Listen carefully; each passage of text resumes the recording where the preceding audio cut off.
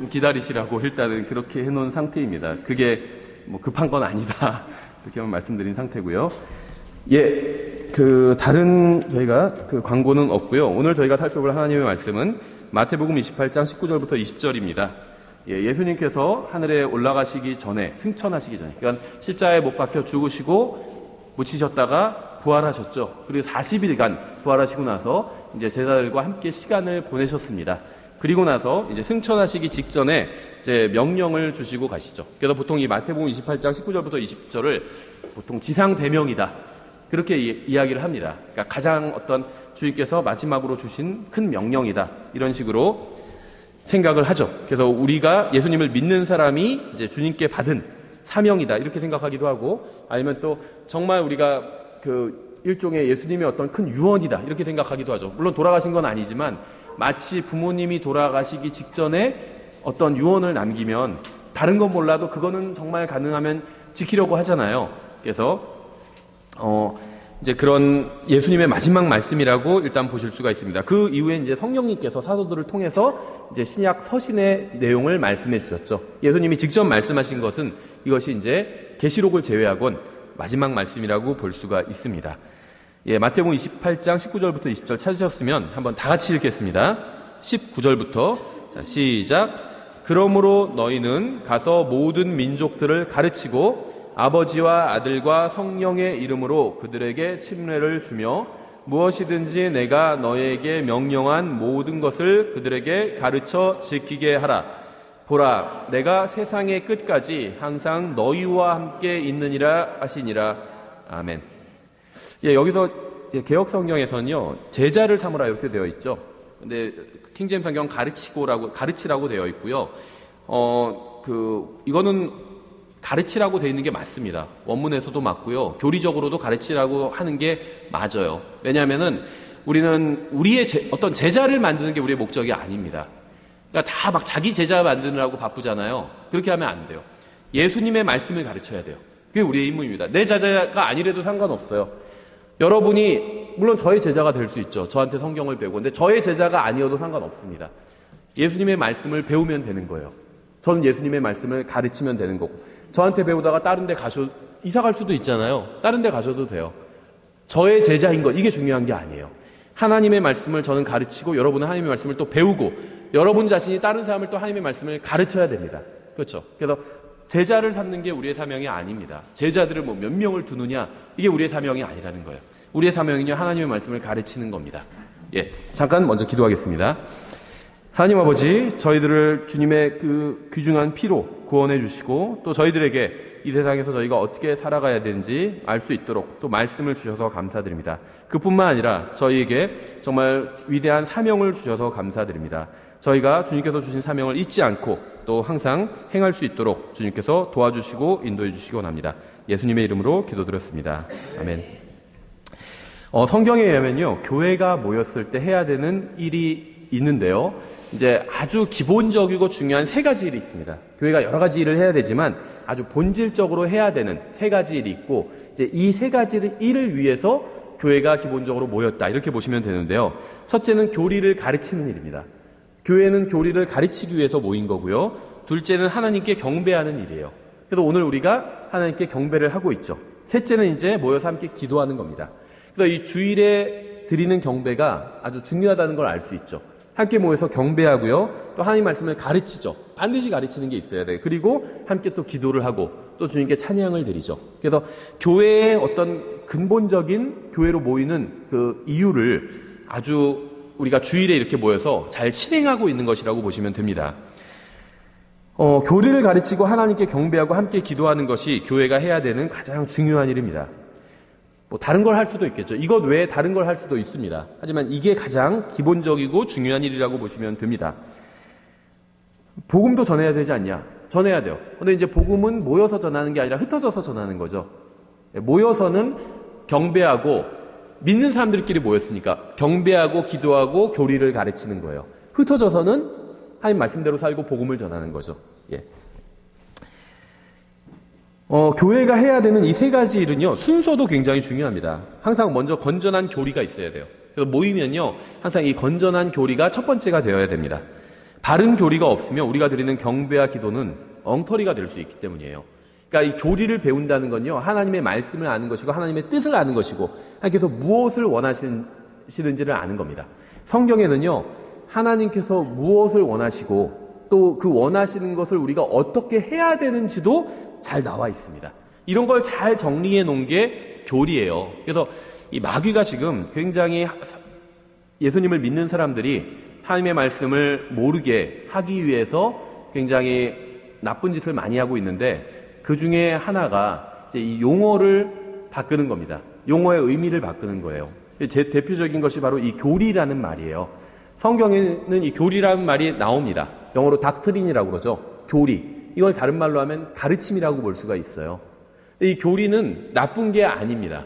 그러니까 나쁜 교리는 나쁜 거죠. 성경에 보면 바리새인들의 교리가 있어요. 이건 성경에서 나쁘다고 말씀하셨거든요. 나쁜 교리가 있고요. 또 좋은 교리가 있습니다. 좋은 교리가 있어요. 근데 세상에서는 교리를 좀 부정적으로 보죠. 저긴 너무 교리적이야.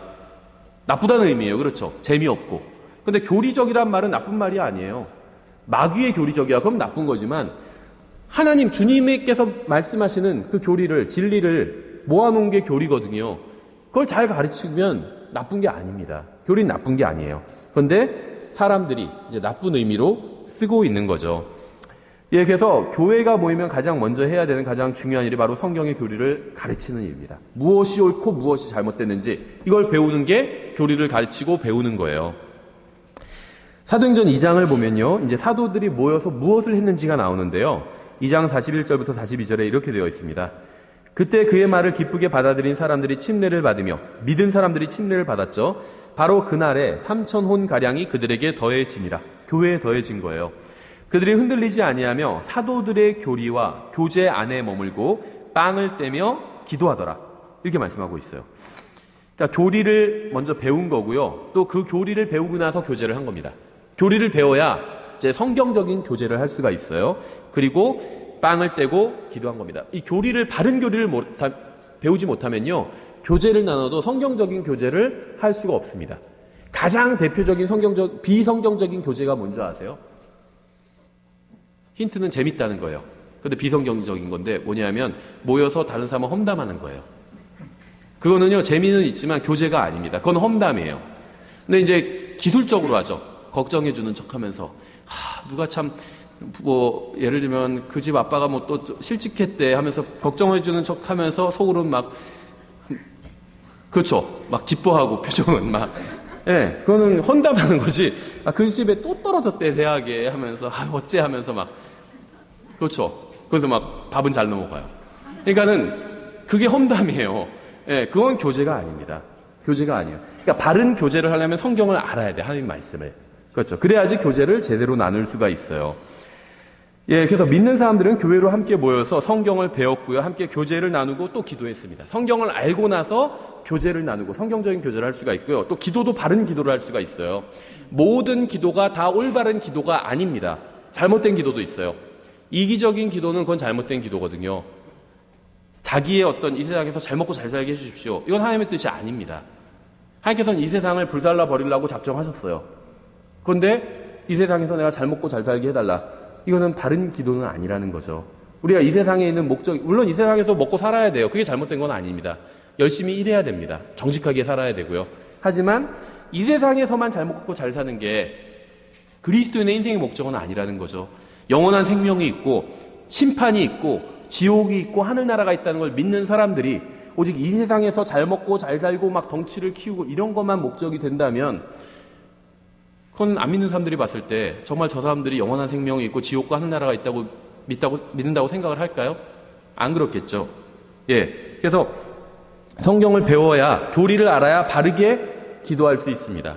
그래서 왜 그 기도로 유명한 사람이 조지 뮬러잖아요. 보통 뭐 5만 번 기도 응답을 받았다 이렇게 얘기를 하죠. 근데 조지 뮬러가 굉장히 좋은 간증을 했어요. 어떤 간증을 했냐면 이제 아침에 일어나서 처음에는 기도부터 했대요. 그리고 성경을 읽었대요. 근데 그랬을 때는 기도 응답을 받지 못했다고 합니다. 근데 순서를 바꿨어요. 성경을 먼저 읽고 기도를 했다고 합니다. 이 사람은 평생 200번 킹제임 성경을 읽었거든요. 그러니까 한 번 성경을 읽으면 몇 시간씩 읽었어요. 근데 몇 시간 동안 새벽에 일어나서 성경을 읽고 기도를 했더니 처음에 자기가 썼던 기도 리스트가 달라지는 거예요. 성경을 읽으면서 자기 마음이 하나님의 마음과 동화된 겁니다. 그리고 기도를 했더니 정말 하나님께서 원하시는 하나님의 뜻대로 하나님께서 원하시는 것만 구할 수 있게 된 거예요. 그러니까 5만 번 기도 응답을 받을 수밖에 없었겠죠. 그래서 하나님의 말씀을 먼저 알고 무엇을 말씀하시고 무엇을 하나님께서 원하시는지 정확히 아는 게 그게 정말 중요합니다. 그리고 교제를 나누고 그리고 기도를 하면 하나님의 뜻 안에 하나님께서 원하시는 교제와 원하시는 기도를 하게 된다는 거죠. 여기서 믿는 사람들이 모여서 한 일 중 가장 먼저 나오는 게요, 사도들의 교리라는 말이 가장 먼저 나와요. 사도들의 교리 안에 머물렀다는 겁니다. 이게 뭐 다른 얘기가 아니라 사도들이 가르쳐주고 이걸 배웠다는 거예요. 하나님 말씀을. 사도행전 6장 1절에서도 그 무렵에 제자들의 수가 크게 늘어났는데 그리스만 하는 사람들이, 이 여기서 말하는 제자들은 누구 제자일까요? 우리 제자가 아니에요. 예수님 제자예요. 그렇죠. 그리스만 하는 사람들이 자기들의 과부들이 날마다 주는 배급에서 빠짐으로 히브리 사람들에게 불평을 터뜨리니라. 이제 여러 민족적인 배경을 가진 사람들이 교회로 모이기 시작한 거죠. 목회를 하려는 사람들은 사람들의 불평을 감수할 수 있어야 됩니다. 예, 사람들이 목사에 대해서 불평할 수밖에 없어요. 그래서 나는 불평을 듣기 싫다. 그럼 목회를 하면 안 돼요. 그렇죠. 예, 목회를 하면 불평을 들을 수밖에 없습니다. 교회는 항상 불평이 있어요. 이걸 견디지 못하면 목회를 하면 안 됩니다. 다음 절에 2절에 이에 12사도가 제자들의 무리를 자기들에게 불러 이르되 우리가 하나님의 말씀을 버려두고 상을 섬기는 것은 합당치 아니하니 그러므로 형제들아 너희는 너희 가운데서 정직하다는 평판이 있고 성령님과 지혜가 충만한 사람 7을 찾아내라. 우리가 이 일을 그들에게 맡기고 오직 우리는 계속해서 기도와 말씀 사역에 전념하니라 하니라. 그러니까 이 하나님의 말씀을 다루는 사역자가 해야 되는 근본적인 두 가지는 기도와 말씀 사역입니다. 이외의 모든 것들은 다 부차적인 것들이에요. 지금은 구원받지 않은 사람들에게 말씀을 전하려면 엄청난 반대에 부딪히는 시대죠. 그렇죠. 싫어해요, 사람들이. 그렇죠. 저희 거리 설교할 때 봐도 아주 이제 이제 형제님 거리 설교할 때 저도 이제 같이 옆에 있고 지켜보면 그 중에 이제 믿는 사람들 중엔 박수 치는 사람들도 있어요. 근데 그건 정말 예외적인 경우고요. 싫어합니다. 싫어해요. 사람들이 다 물러서던지. 저도 뭐 거리 설교를 하면 저는 막 소리를 지르면서 하는 스타일이거든요. 좀 약간 거리를 두고 일부러. 그러면 앞이 휑해져요. 금방. 예. 싫어해요. 하나님 말씀 전하는 거 싫어합니다. 이해가 돼요. 저도 안 믿었을, 내가 안 믿는다면 충분히 저도 싫어했을 거라고 생각을 합니다. 그건 당연하죠. 하나님을 믿지 않으면 하나님의 말씀도 듣기 싫은 겁니다. 당연하죠. 내가 하나님을 믿지 않는데 하나님 말씀 듣기 싫은 게 당연하죠. 근데 문제는요, 구원받은 사람들, 하나님을 믿는다고 하는 사람들도 하나님의 말씀을 듣기를 싫어한다는 거죠. 이건 문제가 있는 겁니다. 나는 당신을 너무 사랑해요. 근데 당신 말은 듣기 싫어요. 이런 거나 마찬가지예요. 예. 여자친구랑 사귀면서도 당신 너무 사랑해요. 그런데 왜 이렇게 전화를 안 해요? 그러면은, 당신 말은 듣기가 싫어요. 이렇게 얘기하는 거예요. 말이 안 되는 거예요. 그렇죠. 그래서 구원받은 사람들에게 말씀을 전할 때도 많은 방해가 있다는 사실인데요. 하나님께서 우리의 사역 위에 복을 주시기 원한다면 우리의 가르침과 삶과 사역은 성경적이어야 되겠죠. 우리는 정말 자아중심적인 시대에 살고 있어요. 오늘날 교회도 자아중심적인 사람들로 가득 차 있습니다. 오늘날 평범한 믿는 사람들은요, 목사가 자신만을 챙겨주기를 원합니다. 자신의 불평을 해소해주고 자신만을 섬기기를 원합니다. 목사가 그런 사람들의 요구에 부응해서 그들에게 휘말리면요, 결국 교회는 밤낮 불평만 해대는 거대한 악의들로 가득 차게 됩니다. 이러한 잘못된 요구에 대해서 목사는 사도행전 6장에서 사도들이 한 것처럼 이 말씀과 기도에 전념하겠다고 말할 수 있어야 돼요. 그러니까 저는요, 목사로서 저의 사명은요, 말씀과 기도에, 말씀을 가르치고 성도들을 위해서 기도하는 게 저의 사명이라는 거죠. 나머지는 목사로서 할 수도 있어요. 저의 본질적인 사명은 아니라는 겁니다. 성도들의 모든 사적인 요구까지 다 해결해 주는 것은요, 목사의 임무가 아닙니다. 목사의 임무는 성경을 가르치는 거예요. 가르치는 것. 만약 일주일에 적어도 3번 이상 선포하는 하나님의 말씀에는 관심이 없고 다른 것을 요구한다면 그것은 그리스도인의 삶에 관심이 없는 겁니다. 주일 오전, 주일 오후, 그다음에 주중에도 한번 성경을 가르치죠. 근데 이거에 관심이 없고 다른 것에만 관심이 있다면 그리스도인의 삶에 관심이 없는 거예요. 성경을 제대로 가르치는 교회라면 그 교회에서 가르치는 하나님의 말씀을 통해서 삶에 필요한 모든 것을 얻을 수 있어야만 됩니다. 사도행전 6장에 나온 교회는요, 문제가 있었어요. 막 부흥하는 교회였지만 문제가 있었습니다. 문제는 누군가가 자신들이 교회에서 더 큰 관심을 받고 싶다는 데 있어요. 왜 저 사람들에게만 배급을 많이 주고 우리는 안 주냐? 우린 관심을 좀 왜 우리한테 관심을 안 갖는 거냐 이렇게 항의하고 있는 거죠. 당시의 교회에서는요, 이제 과부들에게 무료로 음식을 배급해 주었습니다. 근데 이제 성경에 보면 과부의 자격이 있죠. 60세 이상이어야 되고 뭐고 자격이 있어요. 근데 배급이 제대로 이루어지지 않는다고 불평하고 있는 겁니다. 그래서 대부분의 교회에서 사람들이 불평하는 게 무엇인지 아세요? 자신은 다른 사람들을 섬기지 않으면서 왜 다른 사람들이 나를 섬기지 않는가에 대해서 불평을 합니다. 근데 그런 관점으로 교회를 다니면요, 어느 교회에서도 만족을 얻을 수가 없어요. 그래서 제가 교회를 선택할 때 항상 두 가지를 봐야 된다 이렇게 얘기를 하죠. 첫 번째는 이 교회가 진리를 가르치는가요?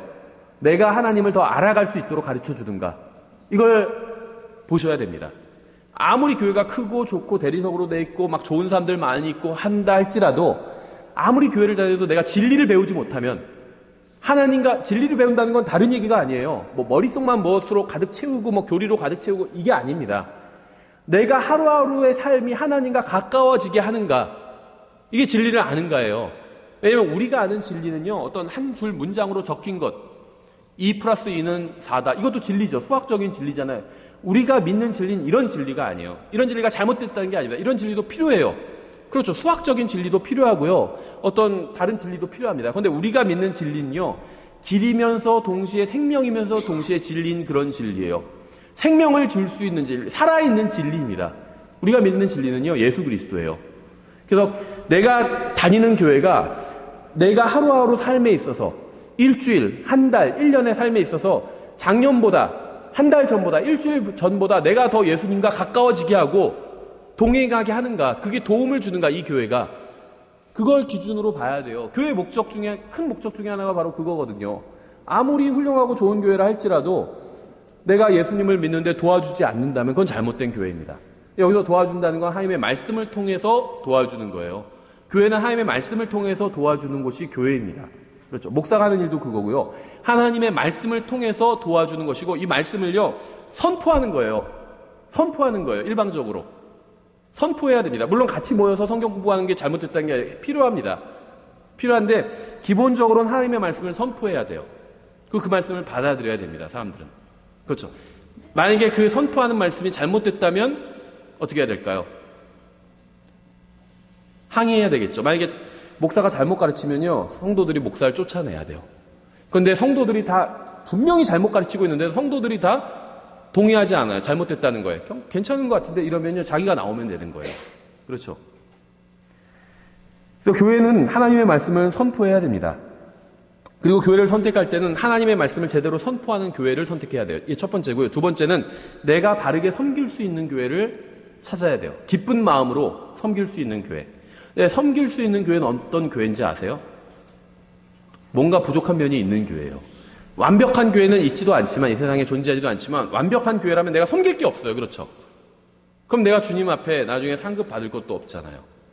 그 완벽한 교회란 존재하지 않아요. 섬길 게 반드시 있습니다. 모든 교회에는.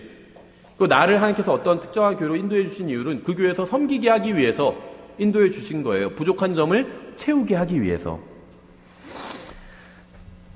예, 그래서 사도행전에 나온 교회는요, 문제가 있는 교회였는데, 문제가 있는 이유는 자기가 섬김을 받으려고 하는 사람들이 많이 있었기 때문입니다.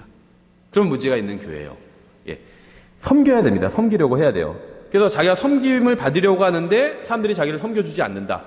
그러면 교회에 불만을 품고 떠나게 됩니다. 그러면서 그 교회는 사랑이 없다. 이런 얘기하면서 떠나게 돼요. 그러니까 자신이 제대로 된 대접을 받지 못하고 섬김을 받지 못했기 때문에 교회에 사랑이 없다고 하는 거죠. 그럼 사랑이 없으면 어떻게 하면 되죠?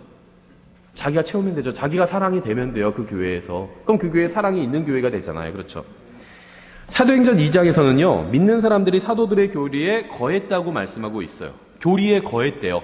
하나님의 말씀을 매일 배우고 그 말씀대로 산 겁니다. 여러분은 교리에 거하고 계신가요? 사도들의 임무는 교회의 교리를 가르치는 것이었습니다. 그런데 그 후에 사도들은 말씀과 기도 외에 다른 일로 인해서 시간을 낭비하게 된 거예요. 사람들은 사도들에게 다른 여러 가지를 요구하기 시작했습니다. 그래서 사도들은 하나님의 말씀을 버려두고 상을 섬기는 것이 합당치 않다고 한 겁니다. 이게 목사의 일이 아니라는 거예요. 교회에서 목사에게 하나님의 말씀을 연구하고 가르치고 하나님과 기도로 교제하고 다른 사람들을 위해서 기도하는 일 외에 다른 일을 하도록 하는 것은요, 잘못된 요구입니다. 그러니까 교회가 작으면 어쩔 수 없죠. 교회가 작아서 개척해서 지금 3명 모여요. 그럼 목사가 다 해야 됩니다. 잘못된 게 아니죠. 그런데 다른 일을 할 수 있는 사람들이 모였다면 짐을 이제 나눠줘야 된다는 거예요. 목사가 하나님의 말씀과 기도를 제쳐두고 다른 일에 대한 불만에 답하고 그걸 처리하느라고 시간을 낭비하는 것은 이거는 아무에게도 유익을 주지 못한다는 거예요. 목사는 성경을 가르치는 사람이지 어떤 심리학자나 유치원 교사나 엄마가 아니에요. 엄마한테 요구하는 걸 교회 와서 요구하는 사람들도 있어요, 목사한테. 근데 목사는 엄마가 아니에요. 그렇죠? 성경을 가르치는 사람이지. 목사는 성경을 가르치기 위해서 하나님께서 세우신 사람입니다. 만일 여러분이 성경을 배우고자 하지 않는다면 목사는 불필요한 존재가 된다는 거죠. 제가 여러분에게 확실하게 말씀드릴 수 있는 것은요, 한 번 불평하기 시작하면요, 결코 불평이 사라지지 않는다는 사실입니다. 아무런 불평 없이 서로를 섬기는 작은 교회가 불평으로 가득 찬 대형 교회보다 주님을 위해서 훨씬 더 많은 일을 할 수가 있어요. 사도행전 6장 4절 이렇게 되어 있어요. 오직 우리는 계속해서 기도와 말씀 사역에 전념하리라 아니라. 목사는 지속적으로 하나님의 말씀을 가르치고 사람들을 위해서 기도해 주어야 됩니다. 아픈 사람이 있으면 그 사람을 위해서 기도해 줘야 돼요. 목사는 하나님의 말씀과 기도의 시간을 사용해야지 교회에 대한 불만이나 불평을 듣는 일에 시간을 사용해서는 안 돼요. 그러한 일은 목사의 사역이 아닙니다. 목사에게 그런 얘기를 하지 않으면 누구에게 하느냐고 묻는 사람도 있어요. 누구에게 해야 될까요? 불평과 불만이 있다면 엄마가 아니라요, 하나님께 해야 돼요. 하나님께. 그렇죠. 왜냐하면요, 문제를 해결해 줄 수 있는 사람한테 항의해야 돼요. 그렇죠. 엉뚱한 데 가서 항의하면 안 돼요. 그렇죠. 엉뚱한 데서 주유소 가서 우리 차가 왜 이렇게 문제가 많아, 이렇게 항의해봤자 의미가 없어요. 자기가 그 차를 사놓고 자동차 제조사에 가서 항의를 해야지. 그래서 막 그런 항의하는 사람들 있잖아요. 그 제조사 앞에 가서 항의하는데 안 들어주니까 막 골프채로 때려 부수고 막 퍼포먼스 하는 사람들 있죠. 왜 그럴까요? 항의하는 거예요, 그게. 그렇죠. 왜 당신들이 차를 똑바로 안 만들어서 내가 이렇게 불편하게 했냐, 내가 돈 주고 샀는데, 항의하는 거죠. 주유소 가서 항의하면 안 돼요. 제조사 가서 해야지. 그 문제를 해결할 수 있는 분, 모든 걸 창조하신 분이 누굴까요? 하나님이에요. 교회를 만드신 분이 누굴까요? 하나님이에요. 목사가 교회를 만든 게 아니에요. 그렇죠. 하나님께 항의해야 돼요. 하나님께 탄원해야 되죠. 하나님께 문제를 고쳐달라고, 해결해달라고 기도로 간구해야 돼요. 그렇죠. 불평이 있으면요, 제가 해결할 수 있는 방법을 알려드릴게요. 하나님께 하시면 됩니다. 기도로 해결해달라고. 그렇죠. 어느 누구도 불평을 듣고 해결해 줄 수가 없어요. 모든 문제를 해결해 줄 수 있는 분은요, 하나님밖에 없습니다. 하나님께서는 목사에게 성경을 가르치고 기도하라는 임무를 주셨습니다. 이것이야말로 교회의 모든 문제를 해결할 수 있는 것이기 때문이에요. 목사가 할 수 있는 일이기 때문에. 사도행전 11장 25절부터 26절 이렇게 되어 있어요. 그때 바나바가 사울을 찾으러 다소로 떠나서 그를 만남에 안디옥으로 그를 데려오니라. 그들이 만 1년 동안 그 교회에 함께 모이며 많은 사람들을 가르쳤는데, 왜 교회로 모였는지 알 수 있겠죠. 가르친 거예요. 가르친 것. 제자들이 안디옥에서 처음으로 그리스도인이라 불리니라. 성경을 가르치니까 예수님의 제자가 됐습니다. 사람들이. 사도 바울의 제자가 된 게 아니에요. 성경을 배우니까 예수님의 제자가 됐어요. 그리고 예수님의 제자가 된 사람들이 그리스도인이라고 불리기 시작한 겁니다. 바울과 바나바는요, 안디옥에서 열심히 성경을 가르쳤어요. 그 결과 사람들은 처음으로 그리스도인이라고 불리기 시작했습니다. 예수님을 믿는다고 해서 다 그리스도인이라고 불릴 수 있는 게 아니에요. 성경을 배워야만 그리스도인이 될 수 있습니다. 그러니까 구원받아서 하나님의 자녀가 되는 것과 그리스도인이 되는 것은요, 서로 다른 일이에요. 구원은 쉽게 받아요. 내가 하나님 앞에서 죄인이라는 사실을 인정하고요, 예수님의 십자가 대속이 하나님께서 나를 위해서 해주신 일이라는 사실을 믿음으로 진실하게 받아들이면 구원받을 수 있습니다. 구원은 거저주는 선물인데요, 제자는 거저주는 선물이 아니에요. 유명한 선교회에서 항상 모토로 삼는 게 있죠. 제자는 태어나는 것이 아니라 만들어지는 것이다. 이게 모토예요. 하나님의 자녀는 태어나요. 그렇죠. 자녀는 태어납니다. 자녀는 태어나요. 근데 제자는 태어나질 않아요. 배워야 제자가 돼요. 만들어지는 겁니다. 그렇죠. 만들어지는 거예요. 유명한 어떤 교수의 제자가 되려고 얼마나 노력해요. 서울대에 무슨 유명한 교수가 있다. 그럼 그 사람 제자 아무나 되는 건가요? 아니에요. 그렇죠. 열심히 노력하고 공부하고 해서 학교에 들어가야 그 사람 제자가 될 수 있는 거잖아요. 학교에 들어간다고 해서 그 사람 제자가 되는 것도 아니죠. 그 사람 강의를 읽고 열심히 공부하고 그 사람 책을 읽고 그래야 제자가 되는 거예요. 하나님의 자녀가 되는 건 태어나는 겁니다. 예수님을 믿으면 믿는 순간 성령님께서 들어오셔서 다시 낳아주시는 거예요. 영을. 그래서 태어나는 겁니다. 제자가 되는 건 하나님의 말씀을 배워야 돼요. 그래야지 제자가 될 수 있고 제자들만이 그리스도인이라고 불렸습니다. 그렇죠. 전 자신 없어요. 내가 그리스도인이라고 불리는 데 있어서. 저는 구원받은 사람이고 구원받은 죄인입니다. 내가 그리스도인이다. 이건 자신 없어요. 사람들이 저를 보면 와, 저 사람은 그리스도가 생각난다. 그리스도를 따르는 사람이다. 그리스도의 말씀대로 사는 사람이다. 말씀을 연구하고 말씀대로 사는 사람이다. 이렇게 평가할 거라고 생각하지는 않거든요. 전 제가 그리스도인이라고 생각 안 해요. 아직 제자가 못 된 것 같아요. 충분히. 근데 구원받은 사람인 건 맞아요. 예수님을 믿었으니까. 그렇죠. 성경을 배우고 배운 대로 살아야만 그리스도인이 될 수 있어요. 그리스도인은 그리스도를 따르는 사람, 자기 십자가를 지고 날마다 자기를 부인하고 주님을 따르는 사람만이 제자가 될 수 있다고 말씀하셨잖아요. 그러니까 성경을 머릿속에 넣는 것만으로는 제자가 되는 게 아니라는 거예요. 머릿속에 넣고 마음으로 내가 그걸 믿고 그대로 실행을 해야 됩니다. 그래야지 제자가 되고 그리스도인이 되는 거예요. 각 교회마다 그리스도인은 굉장히 소수라는 걸 알 수 있겠죠.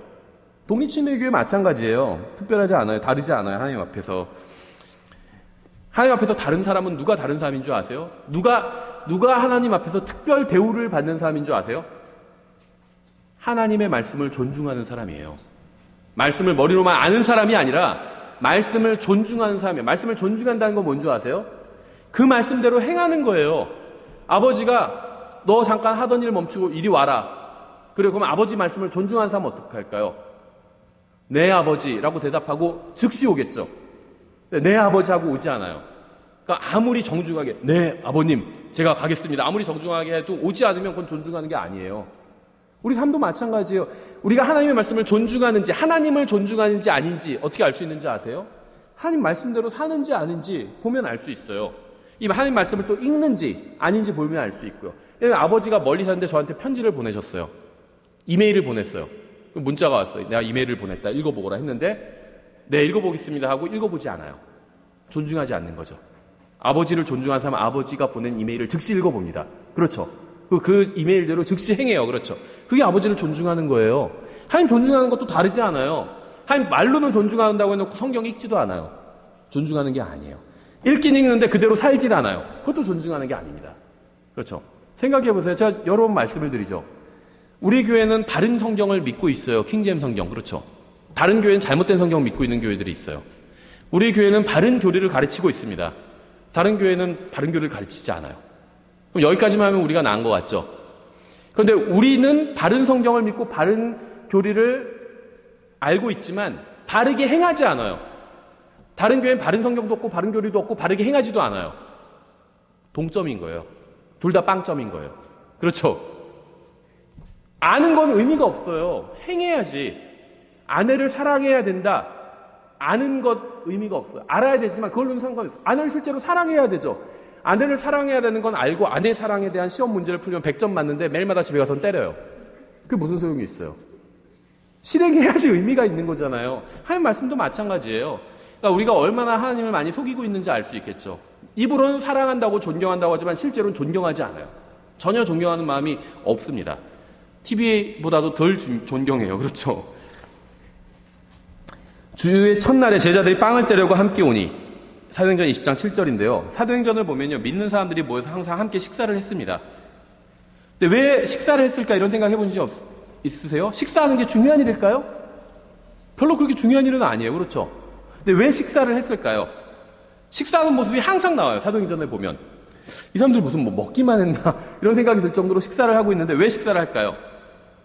답은 간단해요. 모임 시간이요. 길었기 때문이에요. 네, 짧으면 식사할 필요가 없어요. 그렇죠? 만나서 한두 시간만 함께 하기 위해서는 식사를 하지 않아도 됩니다. 근데 오랜 시간 동안 함께 하면서 하나님의 말씀을 배우고 기도를 하기 위해서는요. 식사를 해야 돼요. 어떤 교회에서는요. 여기서 빵을 떼었다고 하는 것이 주의 만찬이라고 가르치는 교회도 있는데요. 꼭 그렇다고 할 수는 없어요. 본문을 읽어보면요. 이게 주의 만찬이 아니라는 걸 자연스럽게 알 수 있습니다. 배고파서 밥 먹은 거예요. 모여서 성경을 배우고 성경 배우고 나서 교제하고 그러니까는 시간이 많이 지났어요. 그러니까 배고프니까 밥 먹고 또다시 성경 배우고 또다시 교제하고 그걸 했던 겁니다.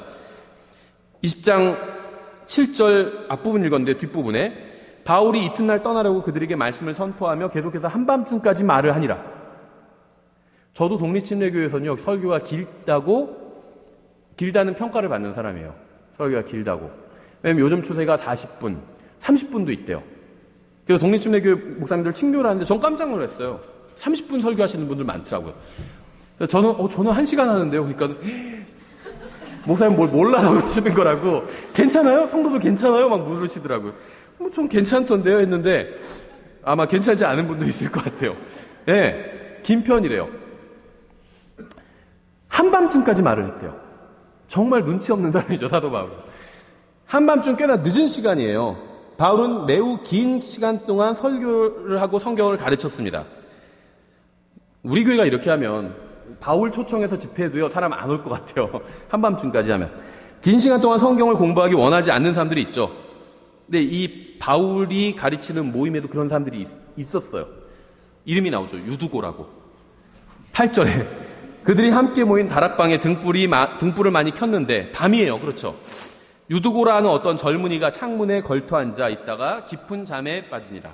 바울이 오랫동안 말씀을 선포하며, 오랫동안이래요. 오랫동안 말씀을 선포하며 그가 졸다가 3층 다락방에서 떨어져서 죽은 채 일으켜지니라. 떨어져서 몸을 일으켜봤더니 죽어 있었다는 겁니다. 설교 시간에 조는 분들은 창가에 앉으면 안 돼요. 예. 그래서 나는 조금 졸립다 하면 가운데로 앉으시고요. 창가에 앉으면 안 돼요. 바울은 정말 오랫동안 설교했어요. 유두고가 떨어져 죽으니까 일단 설교가 중단되겠죠. 그래서 내려가서 일으켜봤죠.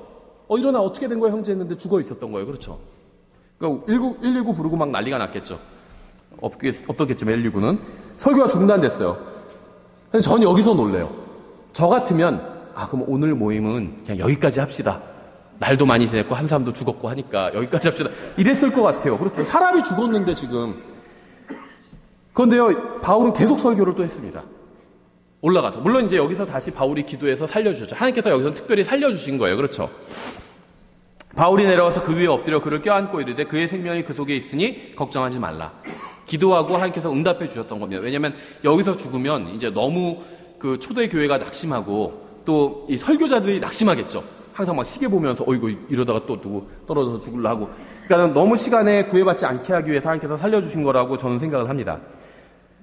하고 그러므로 그가 다시 올라가 빵을 떼어 먹고 오랫동안 날이 새기까지 이야기하고 이처럼 떠나니라. 날이 셀 때까지 밤새워서 예배드린 거예요. 이해하시겠어요? 우리는 지금 오후 예배까지 다 해도 한 3시면 끝내잖아요. 그렇죠? 예, 그런데도 밤새도록 여긴 했대요. 그런데도 길다고 하는 분도 있거든요. 예. 빨리 끝나면 저도 좋아요. 집에 빨리 가서 쉬면 저도 좋죠. 전 일요일 밤이 제일 좋거든요. 일요일로 점점 가까워올수록 마음의 부담감이 막 늘어나거든요. 일요일 딱 지나가면은 마음의 긴장이 풀려요. 빨리 끝나면 저도 좋아요. 저도 막 늦게까지 하는 걸 즐기는 사람이 아니에요. 저도 좋아요. 예. 여러분만 좋은 게 아니라는 거죠. 그런데 성경에 보니까요, 날이 새도록 이야기를 했대요. 하나님 말씀 또 무슨 얘기했을까요? 무슨 무한도전 얘기하고 그러진 않았을 거예요. 하나님의 말씀을 이야기했을 겁니다. 그렇죠? 그렇죠. 목회자를 모이면요, 어떤 분은요, 막 몇 시까지는 예배를 꼭 끝내야 된대요. 왜 그러냐고 하니까 그래야 집에 가서 딱 무한도전을 볼 수 있다. 그러시더라고요. 결국 하나님께서, 저는 한 번도 본 적이 없어요, 무한도전. 하나님께서 폐지시켜 주신 게 아닌가 생각을 합니다. 그냥 제 혼자 생각을 하는데요. 네. 정말로, 그들이 살아난 젊은이를 데리고 와서 적지 않게 위로를 받더라. 그렇죠. 유두고는 다시 살아났습니다. 한 가지 주목할 만한 점은 바울은 한 사람이 설교를 듣다가 죽었는데도 날이 새기까지 이야기했다는 거죠. 자, 여기서 빵을 뗀 것은 주의 만찬이 아니라고 얘기를 드렸는데요. 그 이유가 이제 나오죠. 사람들은 주의 만찬을 하고 성경 공부를 하다가 유두고가 죽었다가 살아나고 나서 다시 주의 만찬을 한 게 아닙니다. 그렇죠. 식사를 한 거예요. 식사를 했고 오랜 시간 성경 공부를 하다가 다시 식사 시간이 된 겁니다. 날이 새기까지 성경을 강론했어요. 그렇죠. 그러니까는 밥 먹고 성경 공부하다가 저녁이 되니까 또 밥 먹은 거예요. 그렇죠. 주의 만찬이 아니라는 거예요. 이들은 모임을 주의 만찬으로 시작해서 주의 만찬으로 끝난 게 아닙니다. 그렇게 하는 교회는 아무 교회도 없죠. 바울이 긴 시간 동안 성경을 가르칠 수 있었던 이유는 사람들이 성경을 배우고자 했기 때문이에요. 그렇죠. 사람들이 하나님의 말씀을 계속해서 듣기 원했기 때문에 바울은 긴 시간 동안 설교할 수 있었던 겁니다. 지금 이제 복음을 전하러 이제 가잖아요. 선교로 가잖아요. 그러면 이제 대도시에 이제 복음전도 팀들이 있잖아요. 그러면 어떤 팀들은 연극을 통해서 복음을 전하기도 하고 이런 팀들이 있는데요. 저도 얘기를 들으니까 연극을 통해서 이제 예수님 십자가 달리시고 뭐 이런 연극을 한대요. 근데 대도시에서 할 때는 5분짜리를 준비한대요. 5분. 그런데 좀 소위 말하는 후진국에서는요 30분짜리 준비한대요. 그런데요 미전도 정말로 막 원시시대를 살고 있는 사람들이 있죠. 원시시대 가깝게 살고 있는, 우리나라로 치면 100년, 200년 전을 살고 있는 사람들이 있죠. 그런 사람들은요 막 3박 4일을 준비한대요. 그래도 본대요. 사람들이 죽치고 앉아서 본대요. 듣는데요 사람들이. 복음이 들어가지 않은 미전도 종족들에게 가면 그들 중 믿는 자들은 긴 시간 동안 하나님의 말씀을 들으려고 하는 것을 볼 수가 있습니다. 실제로 어떤 선교사님이 그런 얘기를 했어요. 그러니까 모인 장소가 정말 불편하기 짝이 없는데도 전혀 상관하지 않아요. 몇 시간 동안 말씀을 전해도 계속해서 더 성경을 가르쳐달라고 부탁을 합니다. 그래서 어떤 선교사가요 이틀 동안 말씀을 전혀 쉬지 않고 가르쳤대요. 밥 먹고 잠자고 빼고 하루 12시간 이상을 말씀을 가르쳤대요. 그리고 나서 이제 좀 쉬려고 하니까 이 원주민들이 왜 쉬려고 하는지 묻더래요. 이틀밖에 안 했는데. 그래서 선교사가 이틀 동안 전했으니까 이제 조금 쉬어야죠 하니까 원주민들이 당신 나중에 은퇴하고 나서 고국에 가면 쉴 수 있지 않냐. 왜 벌써 쉬려고 하냐. 그러더래요. 그러니까 이 사람들은 하나님의 말씀을 배우기 원했던 거죠. 그렇죠. 왜 설교가 바울은요 확실히요 바울이 본인도 그렇게 얘기를 했잖아요. 글은 힘이 있지만 말은 연약하다고 본인도 인정했잖아요. 그렇죠. 그러니까 바울은요 막 말을 잘하던 사람이 아니었어요. 예. 글은 성령님의 인도로 잘 썼죠. 영감을 받아서. 근데 말은 그렇지 못했던 것 같아요. 그러니까 심지어 떨어져서 죽기까지 했잖아요. 얼마나 졸리면 설교가. 그렇죠. 그러니까요 설교가 졸립기 때문에 나는 설교가 너무 길고 졸립다 이런 불평을 할 수도 있습니다. 근데 그게 정당한 불평은 저는 아니라고 생각해요. 하나님의 말씀을 사랑하면요 졸립고 그런 거 상관 안 해요. 뭐 재미가 없다, 설교가 너무 딱딱하다, 재미가 없다, 이건 핑계라고 생각합니다. 왜 졸린지 아세요? 설교가 왜 졸린지 아세요? 솔직히 이 말씀이 나랑 별로 상관이 없다고 생각하기 때문이에요. 그게 첫 번째고요. 두 번째는요 전날 밤에 쓸데없는 것을 하느라고 너무 늦게 잤기 때문이에요. 예. 그러니까 주일 하나님께 드린 경배를 정말 존중한다면요 전날 밤에 너무 늦게 자면 안 돼요. 밤에 막 무슨 영화 보고 재밌는 거 실컷 해놓고 새벽 3시에 자니까 예배 시간이 졸린 거예요. 예배 시간이 내가 졸립다고 하면 어떻게 해야 되는지 아세요? 일찍 자면 돼요. 11시에 자는 사람 9시에 자면 됩니다. 예배 시간에 안 졸아요. 그렇죠. 저도 목회자가 되고 나서 좋은 점이 뭐냐면 예배 시간에 졸지 않게 되었다는 거예요. 전엔 좀 졸았었거든요. 안 졸게 되더라고요. 예. 그리고요, 이 하나님의 말씀이 나의 삶과 정말 관련이 있다고 생각한다면 졸지 않아요. 생각해 보세요. 판결문을 판사가 낭독할 때 거기서 피고인이 졸까요? 안 졸아요. 징역 몇 년 하는데 거기서 졸까요? 그런 사람은 없어요. 그렇죠. 몇 년이 이게 중요하잖아요. 1년이냐 2년이냐 10년이냐 이거에 따라서 인생이 달라지잖아요. 아니면 지금 내 유언장을 낭독하고 있는데 백만장자 아버지가 돌아가셨는데 유언장을 남기고 돌아가셨어요. 그럼 이제 형제들이 세 형제가 모였어요. 거기서 이제 대리인이 변호사가 유언장을 읽어주는데 거기서 졸까요? 안 졸아요. 그렇죠. 밤새고 3일 밤을 새고 와도 안 졸아요. 나한테 얼마나 지분을 주실까 그거 듣고 있잖아요. 설교가 졸린 이유는요 이건 영적인 이유예요. 어떻게 안 줄 아세요? 실험해보면 알아요. 오후 예배 때 많이 졸잖아요. 그런데 오후 예배 때 예배에 참석 안 하고 밖에 나가서 영화관에 가거나 맛있는 걸 먹으러 가면 고기를 먹으러 가요. 졸까요? 고기 먹으면서 막 졸면서 먹을까요? 아닐걸요. 영적인 이유가 있다는 거예요. 영적인 이유가. 마귀가 계속 옆에서 자라 하고 있는 거예요. 그냥 자는 거예요. 깨어나야 돼요. 예. 하나님의 말씀을 정말 존중한다면 졸지 않을 수 있다는 거예요. 디모데후서 3장 16절 17절이죠. 모든 성경 기록은 하나님의 영감으로 주신 것으로 교리와 책망과 바로잡음과 의로 교육하기에 유익하니 이것은 하나님의 사람이 완전하게 되어 모든 선한 일에 철저히 갖추어지게 하려 함이라. 성경을 주신 이유를 열거하는 목록 첫째 자리에 오는 것이 바로 교리입니다. 성경은 비상시에 사용하기 위해서 집에 비치해두는 무슨 상비약이 아니에요.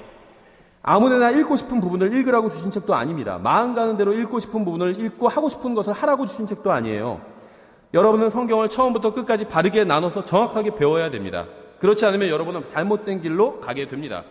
성경은 이 세상에 있는 그 어떤 책보다 훨씬 더 위험한 책이에요. 제대로 연구하지 않으면 잘못된 길로 가게 될 수 있기 때문이에요. 성경에는요, 반항하는 아이를 돌로 쳐서 죽이라는 말씀도 나와요. 자녀가 반항하면 돌로 쳐서 죽이래요. 성경에 그런 말씀도 나와요. 구약 율법, 이스라엘 백성 신정국가 통치하에서 주신 말씀이죠. 지금 우리에게 주신 말씀이 아니라는 거예요. 만약 성경에서 말씀하시는 것은 모두 자신에게 적용시켜야 된다고 생각하는 사람이 있다면, 이러한 본문을 읽게 된다면 어떤 일이 벌어질까요? 우리는 팔레스타인 땅에 사는 유대인이 아닙니다. 하나님께서 특정한 목적을 가지고 유대인들에게 율법을 주셔서 법을 주신 거예요. 형법에 나온 게 다 우리에게 적용되나요? 아니죠. 사람을 죽인 사람은 징역 5년 이상, 몇 년 이하에 처한다 이렇게 되어 있죠. 그 말씀을 보고 막 내가 덜덜덜 떨 필요가 없어요. 사람 안 죽이면은 내가 그 말씀은 나한테 해당이 안 돼요. 그렇죠. 그러니까 성경에 나온 모든 것이 다 나에게 해당되는 건 아니라는 겁니다. 나에게 주신 말씀도 있고 나에게 주지 않는 말씀도 있어요. 그걸 구분해서 알 수 있어야 된다는 거예요. 그러기 위해서 성경을 배워야 됩니다. 하나님의 이러한 목적을 무시하고 율법을 자신에게 문자적으로 적용하면요, 잘못된 일이 벌어지게 됩니다. 우린 이방인이에요. 한국에서 율법에 순종해서 반항하는 아이를 돌로 쳐 죽이면 이건 감옥에 가게 됩니다. 율법 아래 있지 않은 사람이 율법의 행위를 하려고 하는 건 잘못된 일이에요. 율법이 성경에 기록되어 있기 때문에 율법을 지켜야 한다고 생각하는 사람들이 있어요. 근데 성경에는요, 율법 외에 다른 것들도 많이 기록되어 있습니다. 그렇죠. 근데 왜 하필 신약 성경에 기록된 다른 많은 것들은 무시하고 율법만을 지키려고 하는지 모르겠어요. 안식일 지키려고 하죠. 유월절 지키려고 하죠. 지금 교회들 중에서 그런 교회들이 있어요. 하나님의 교회다, 무슨 교회다, 안식교회다, 안식일, 유월절 이런 거 지키죠. 왜 지키냐면 율법에 되어 있기 때문에 지켜야 된다는 거예요. 근데 율법은요, 이스라엘 백성에게 지키라고 주신 말씀이지 신약 시대 그리스도인들에게 주신 말씀이 아니거든요. 전 율법 지켜야 된다고 한 사람들한테 묻고 싶어요. 율법에 뭐도 기록되어 있냐면요, 음식에 대한 규정도 있죠. 그뿐만이 아니라 의복에 대한 규정도 있어요. 섞어 짠 옷을 입지 말라고 그랬거든요. 서로 다른 종류의 혼방 입지 말라는 거예요. 근데 안식교인들 그런 사람들도 다 혼방 옷 입거든요. 혼방을 안 입으면 입을 옷이 없어요. 다 혼방이에요. 여러분들 라벨 보시면 옷이 다 섞여 있어요. 혼방, 레이온 몇 퍼센트, 면 몇 퍼센트 다 섞여 있거든요. 율법에선 그런 옷 입지 말라고 말씀하신 거예요. 우리에게 주신 말씀이 아니라는 거죠. 혼방 옷을 입어도 상관없다는 겁니다. 하나님께서 우리에게 성경을 주신 이유는 성경의 모든 책과 모든 장과 모든 절을 문맥에 맞게 연구하게 하기 위함입니다. 성경의 모든 말씀을 문맥에 맞게 하나하나 연구하면 자신에게 하신 말씀이 아닌 것을 지키려고 어리석은 짓을 하지 않게 된다는 겁니다. 이것이 바로 성경을 주신 목적이에요. 하나님께서는 교회를 위해서 어떤 사람들에게 은사를 주셨습니다. 우리는 모두 하나님의 말씀 안에서 서로 가르쳐야 되고 서로 섬겨야 되고 서로를 또 세워줘야 됩니다. 말씀으로. 근데 주님께서는요, 특별한 목적을 위해서 어떤 사람들에게 영적인 은사를 더해 주셨습니다. 에베소서 4장 11절에 나오죠. 그분께서 더러는 사도로, 더러는 대언자로, 더러는 복음 전도자로, 더러는 목사와 교사로 주셨으니 이렇게 말씀하고 있어요. 목사와 교사는요, 한 사람을 말하는 겁니다. 왜냐하면 목회는 가르치는 일이 목회이기 때문이에요. 성경을 가르치는 것과 목회 사역은 분리할 수가 없습니다. 이게 목회의 본질이에요. 그러니까 어디 성도 이사 가면 집에 가가지고 막 예를 들면 도배도 해주고 나쁜 게 아니에요. 그렇죠. 해줄 수 있으면 해주는 게 좋죠. 전 그걸 비난하는 게 아닙니다. 나쁜 게 아니에요. 밥도 사주고 그렇죠. 고장난 데 있으면 내가 기술이 있으면 목사님들 중에서 막 잔기술이 많은 분들이 많거든요. 의외로 가서 막 다 고쳐주고 훌륭하다고 생각해요. 저는 그게 저도 할 수 있으면 그런 기술이 있었다면 해주고 싶을 거예요. 그렇죠. 나쁜 게 아닙니다. 근데 그게 목회의 본질은 아니라는 거예요. 나쁜 일은 아니지만 성도들 집에 장판 깔아주고 도배주고 그게 왜 나쁜 일이에요? 좋은 일이지. 선한 일이고. 할 수 있으면 해야 돼요. 그런데 목회의 본질은 아니라는 겁니다. 목회는 가르치는 거예요. 성경, 하나님의 말씀을 가르치는 것. 이게 목회예요. 성경을 가르치지 않고 목회를 할 수는 없습니다. 불가능한 일이에요. 이 영어 성경에 보면요, 사도라는 단어 뒤에 세미콜론 나오고요, 다연자라는 단어 뒤에 세미콜론 나오고, 복음전도자 뒤에 세미콜론이 나옵니다. 그런데 목사, 교사는 하나의 덩어리로 묶여 있고요, 교사 뒤에 세미콜론이 나와요. 그래서 이게 한국말로는 잘 모르겠는데 영어로 보면 이게 목사 겸 교사라는 게 하나라는 게 분명히 드러나요. 세미콜론으로 다 구분을 해주고 있거든요. 교회는 하나님의 말씀을 가르치는 목회 사역을 필요로 합니다. 그래서 하나님께서는 누군가에게 성경을 가르칠 수 있는 은사를 주신 거예요.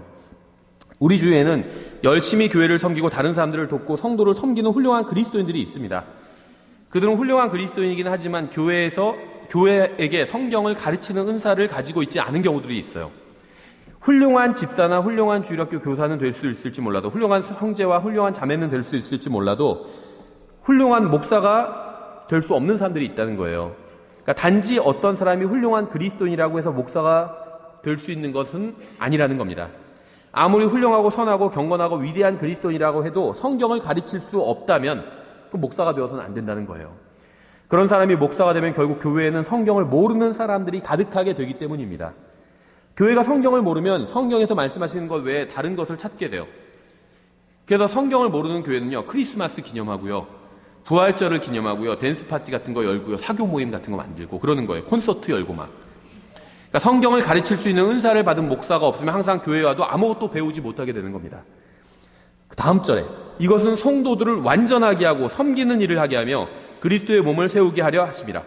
성도들을 완전하게 하고 그리스도의 몸을 세우는 데 필요한 은사를 열거하면서 표적을 행하는 은사가 빠진 것을 볼 수 있죠. 소위 말하는 방언의 은사도 빠져 있어요. 이것들은 성도들을 완전하게 하고 그리스도의 몸을 세우는 은사가 아니기 때문입니다. 병고침의 은사 역시 아무도 바르게 세워지지 못해요. 기적을 행하는 은사도 그리스도의 몸을 세우는 것과는 관련이 없습니다. 교회를 세우는 것과는 관련이 없어요. 그렇다면 성도들을 완전하게 하고 그리스도의 몸을 세우는, 교회를 세우는 은사, 교회를 세운다는 건 하나님 앞에서 바르게 설 수 있도록 도와주는 겁니다. 이렇게 하는 은사가 무엇일까요? 바로 하나님의 말씀을 가르치는 은사예요. 가르치는 은사. 마침내 우리가 다 믿음과 하나님의 아들을 아는 것에서 하나가 되어 완전한 사람에 이르고 그리스도의 충만하심의 장성한 분량에까지 이르리니, 건전한 교리 없이는요 참된 연합이 없습니다. 하나님의 말씀을 가르쳐야 진정한 연합이 있어요. 교제가 있고. 하나님의 방법이 아닌 다른 방법으로 연합하는 것은요 아무런 소용이 없어요. 하나님의 말씀을 가르치기 전에는요 하나님의 방법으로 연합할 수가 없습니다.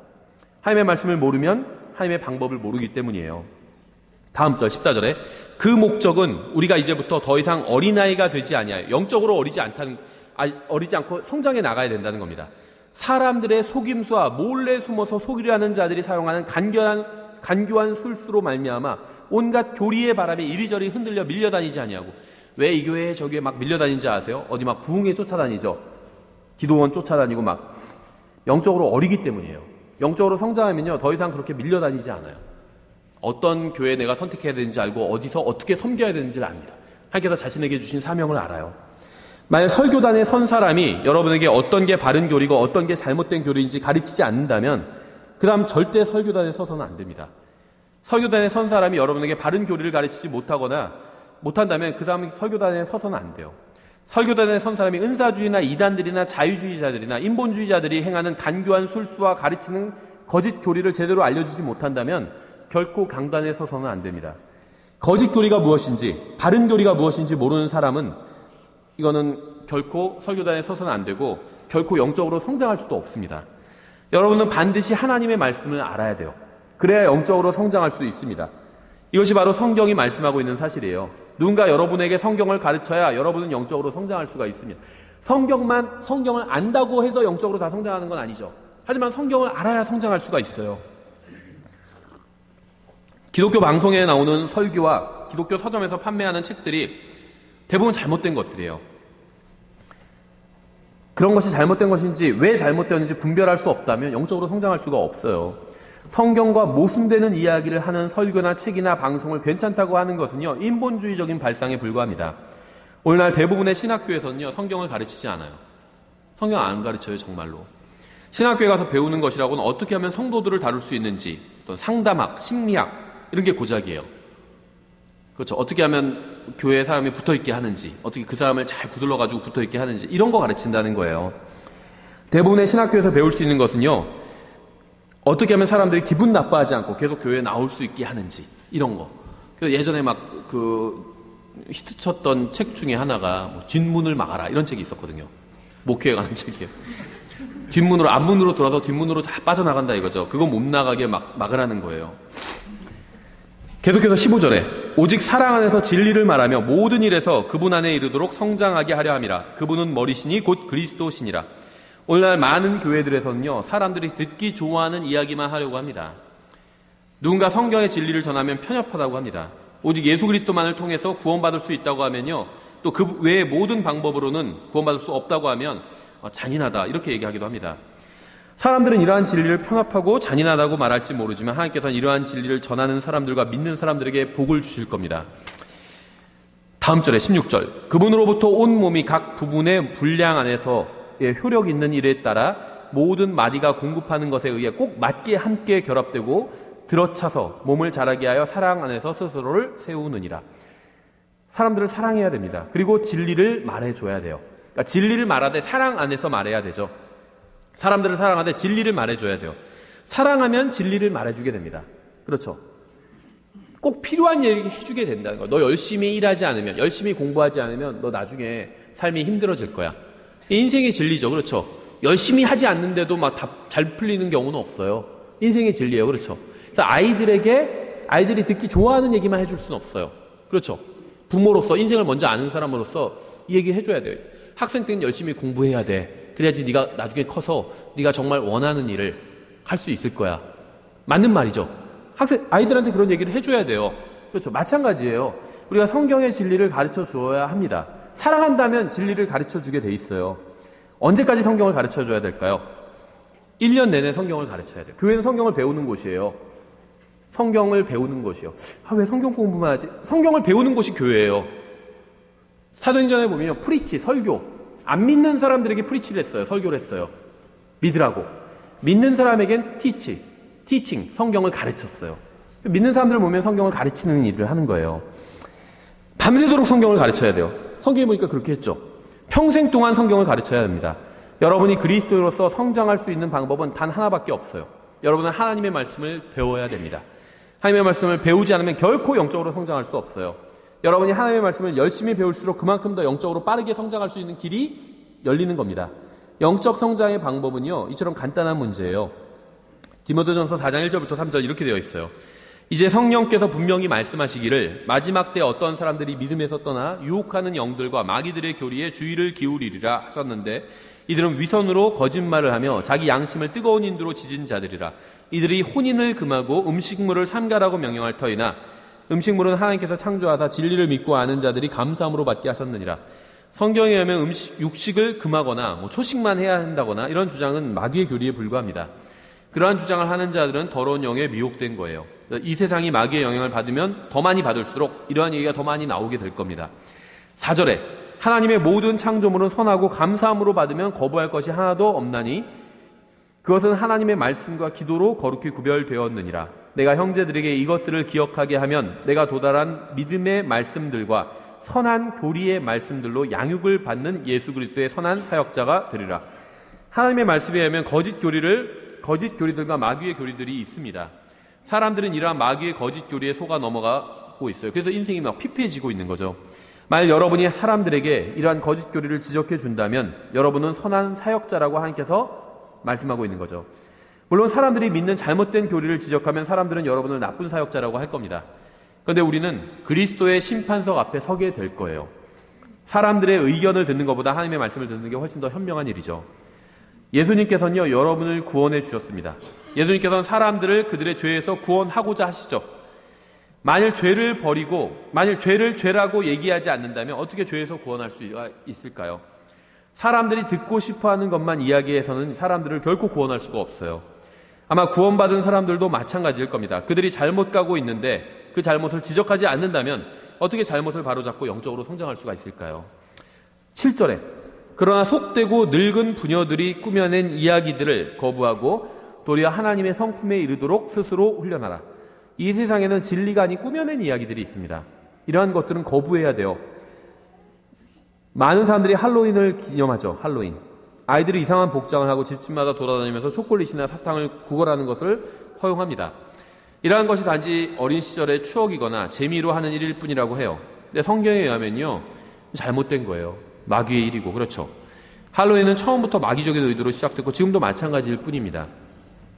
디모데후서 2장 2절에 또 내가 많은 증인들 가운데서 내게 들은 것들 바로 그것들을 신실한 사람들에게 맡기라. 그들이 또한 다른 사람들을 가르칠 수 있으리라.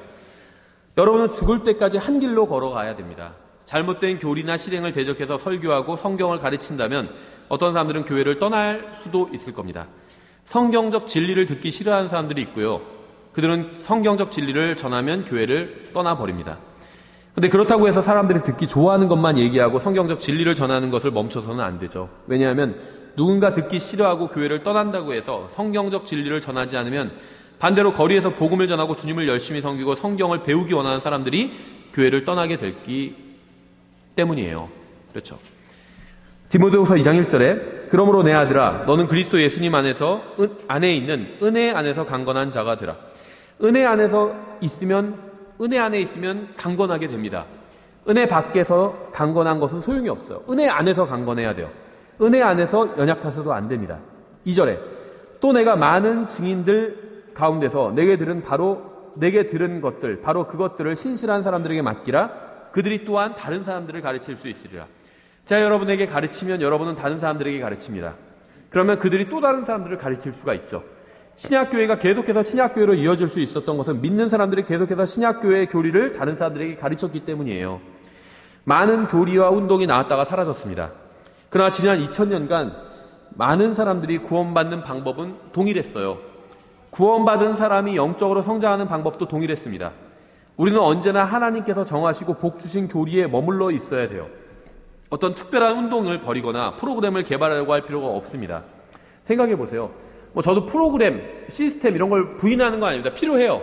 현대사회에서. 우리나라, 우리 문화, 이 시대에 필요합니다. 교회에서도 좋은 시스템이 있으면 도입을 해야 돼요. 그런데요, 사도행전에 보면 프로그램도 없고 시스템도 없어요. 무엇이 있었을까요? 하나님의 말씀이 있었고요. 하나님의 말씀을 사랑하는 사람들이 있었어요. 그러니까 교회가 부흥할 수 있었죠. 이게 핵심이에요.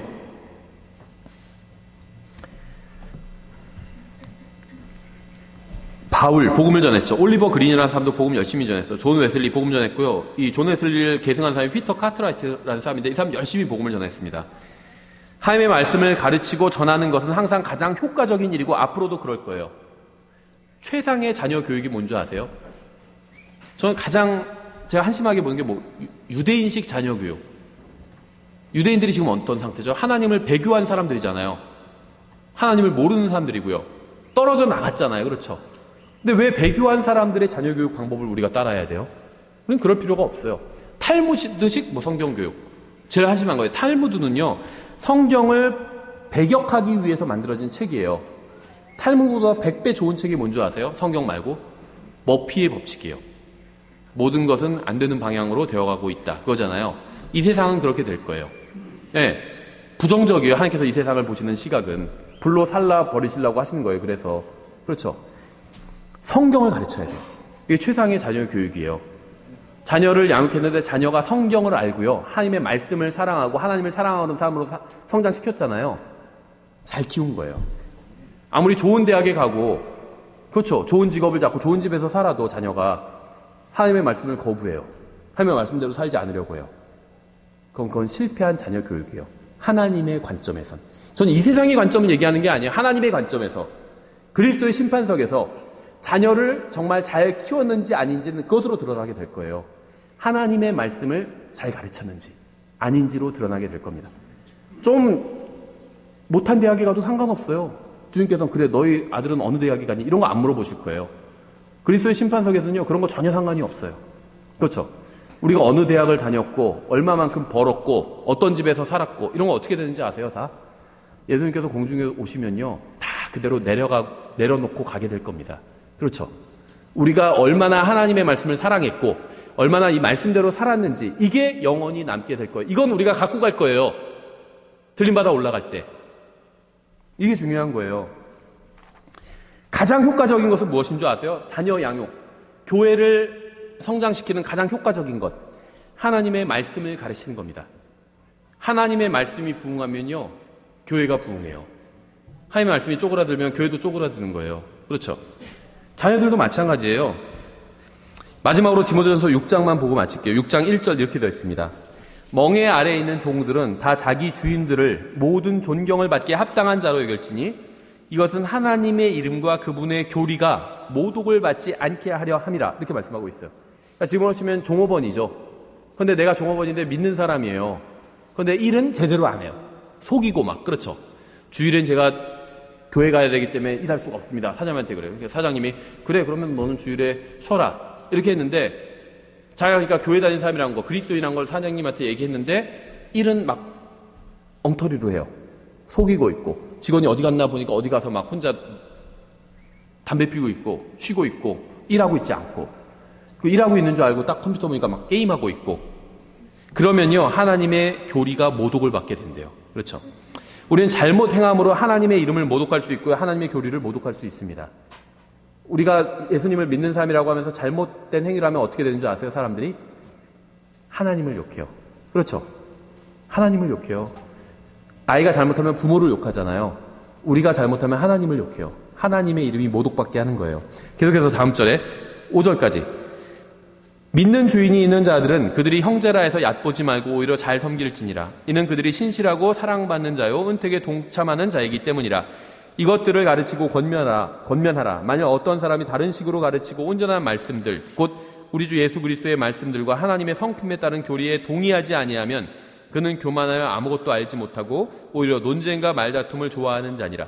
이로써 시기와 다툼과 욕설과 악한 추측이 생기며 또 마음이 부패하고 진리가 없어 이득이 하나님을 따르는 것이라고 생각하는 사람들의 비뚤어진 언쟁이 생기나니 너는 그러한 자들로부터 떠나라. 돈 많이 벌면 하나님 잘 믿는 거라고, 이득이 하나님을 따르는 것이라고. 이건 잘못된 거죠. 성경에 어디 그런 말이 있어요? 돈 많이 버는 사람이 하나님 잘 믿으면 돈 많이 벌게 된다, 이런 말이 어디 있어요? 그런 말은 성경에 없습니다. 그렇죠? 성경을 배우지 못하면 아무것도 알지 못하게 됩니다. 사람들에게 필요한 것은요, 어떤 철학이나 사상이나 전통이 아니에요. 사람들에게 필요한 것은 성경의 교리입니다. 하나님의 말씀이 가르치고 있는 것, 이게 무엇인지가 필요해요. 여러분 자녀에게 가장 필요한 게 뭔지 아세요? 하나님의 말씀이 무엇을 가르치고 있는지, 그게 가장 필요해요. 자녀들이 알아야 될 첫 번째는요, 영어 알아야 되고 수학도 알아야 되고 국어도 알아야 되죠. 전 그게 필요 없다는 게 아닙니다. 알아야 돼요. 그렇죠? 그런 것들도 영어, 수학, 국어 다 알아야 돼요. 아이들도 공부해야 되고. 하나님의 말씀도 알아야 된다는 거예요. 하나님의 말씀을. 성경을 가르치지 않아서 성도들이 성경을 모르면 생기는 것이 바로 논쟁과 말다툼과 시기와 다툼과 욕설과 악한 추측과 마음의 부패와 비뚤어진 언쟁입니다. 성경을 배우지 못하면 이러한 문제들이 교회 가운데 그리고 믿는 사람들의 삶 가운데 생기게 돼요. 성도들에게 필요한 게 무엇인지 아세요? 성경을 배우는 거예요. 여러분에게 필요한 게 무엇인지 아세요? 하나님의 말씀을 배우는 겁니다. 지겹다고 생각하시면 안 돼요. 배우셔야 돼요. 내용을 정리하겠습니다. 교회가 날마다 해야 될 일이 무엇일까요? 하나님의 말씀을 가르치는 일입니다. 믿고 구원받은 사람들을 그리스도인이 되게 하는 게 무엇일까요? 하나님의 말씀을 가르치고 배우는 거예요. 믿는 자들의 모임을 강건한 교회로 만드는 것이 무엇일까요? 하나님의 말씀을 가르치고 배우는 겁니다. 목사는 성도들에게 성경을 가르쳐야 됩니다. 아버지는 아이들에게 성경을 가르쳐야 돼요. 주일학교 교사는 학생들에게 성경을 가르쳐야 됩니다. 모든 사람들이 필요로 하는 것은 성경을 배우는 일입니다. 성경을 배우셔야 돼요, 여러분은. 그리고 성경을 또 가르치셔야 됩니다. 배워야지 가르칠 수가 있잖아요. 여러분 주위에는요, 여러분에게 성경을 배워야 될 사람들이 있어요. 여러분의 자녀들이 있고요. 여러분 주위에 성경을 모르는 사람들이 있죠. 그 사람들에게 여러분이 성경을 가르쳐야 돼요. 여기까지 하겠습니다. 기도하겠습니다. 하나님 아버지, 저희